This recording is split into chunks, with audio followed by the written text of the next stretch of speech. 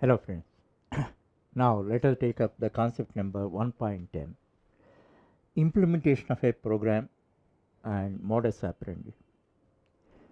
Actually, in earlier previous concepts, I explained how to implement an instruction. Then you understood.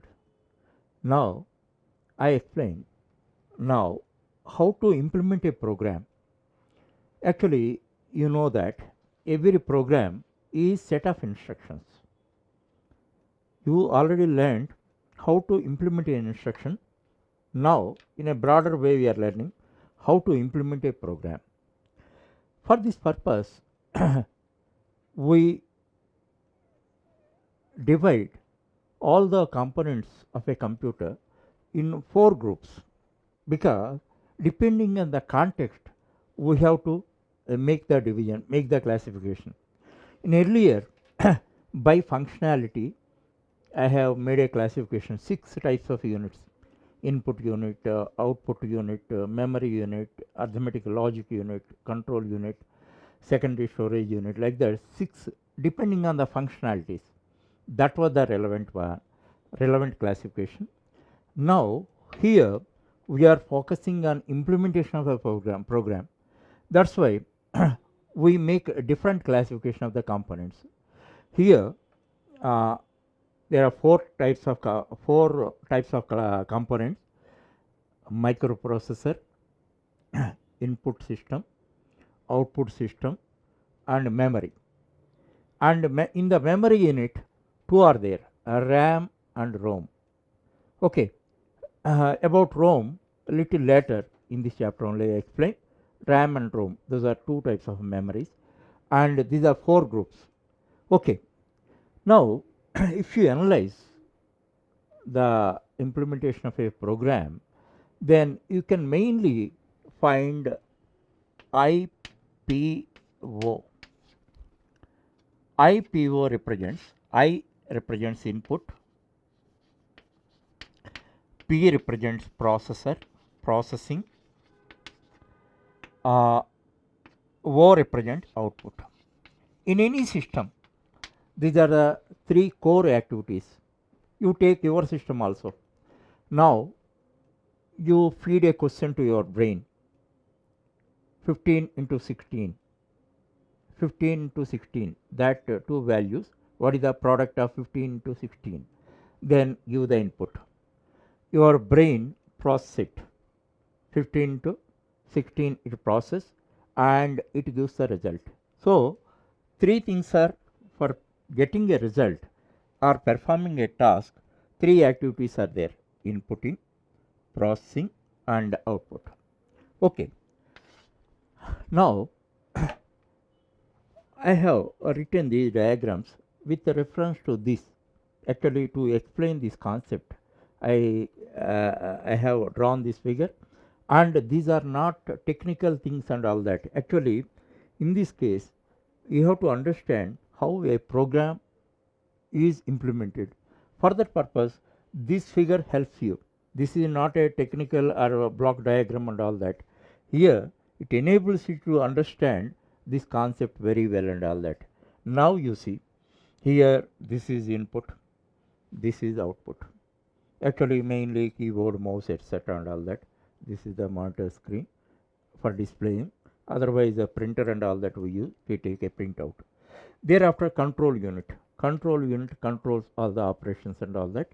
And here, ALU, this is actually real brain of that, and it performs arithmetical operations like plus, minus, division, multiplication, etc. and all that. Logical operations like greater than or equal to, less than or equal to, not equal to, like logical operations it performs. Okay, thereafter RAM. RAM already explained to you. This is a temporary memory, current memory. This is a volatile memory, and in this, all the operations what we are performing currently, all the operations are performed in RAM. And ROM. This is also, this is a read-only memory. This is mainly provided for the purpose of initial activities. Suppose if you have to start a computer and all that, booting other activities are required, and the computer manufacturer along with the computer, he provides this the firmware. This is not, it is non volatile, that means power is there or not, this memory remains, these programs are remained. These are meant for performing initial boot up operations and all that. That is ROM memory, this is RAM. Now these are connected to control unit. ALU also control to connected unit. Then this is the output. And one more thing we see, this is control unit, ALU, and input, output, system. This is RAM and RAM. Actually, this term I have to introduce. This is system bus. Actually, this is a communication path from CPU to other peripherals and all that. There should be a communication path should be there through system bus and all that. These internally, all these units are connected and communications are made. Without communications and all that, the control unit cannot control the other units and all that. First, you understand this diagram, and one thing I am telling you, these two diagrams are meant for to understand this concept, how to implement a program in a computer. Okay, now step by step we consider to implement a program. Actually, what is a program? A program is a set of instructions, computer language instructions. So, such as C, C++ and all that, we write a set of instructions that is called, what we call a set of instructions is called program. What is program?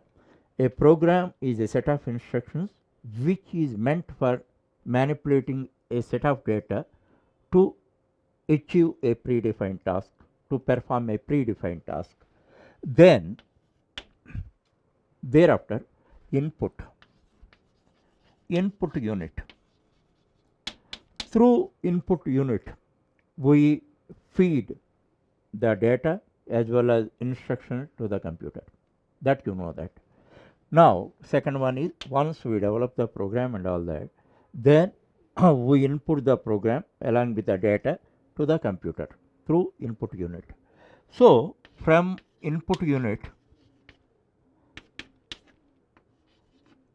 that goes to memory unit. In the memory unit, all the data, whatever instructions and data we feed to the computer is stored in the memory unit. And after storing of the instructions and data, then then execution starts.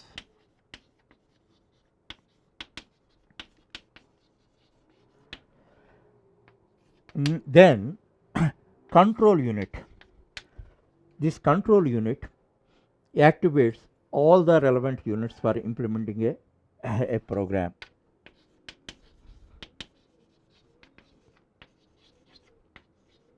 All other units. Next, ALU. Actually, obviously, in any program, a set of arithmetical operations and a set of logical operations, or either set of arithmetical operations or logical operations are incorporated. Then those are performed by ALU, arithmetic or logic unit performs those arithmetical and logical operations and all that.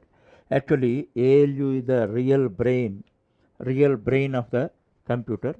There either arithmetical operations are performed or logical operations are performed. Thereafter execution. Actually, in our program we write many statements. If it is a big project and all that, hundreds of statements also we write.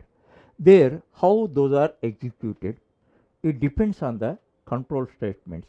Actually, Uh, in some cases, those are executed in a sequential order. In some other cases, in different selection order, iterative order, different orders are there. In advanced forthcoming chapters, we learn about them. So, those control structures we incorporate in our program. According to those control structures, these control statements uh, decide the order of execution of the statements in a program. Then, as a ninth step, control unit decodes all the instructions, and it see the execution of the program is completed. So, that is the decoding the instructions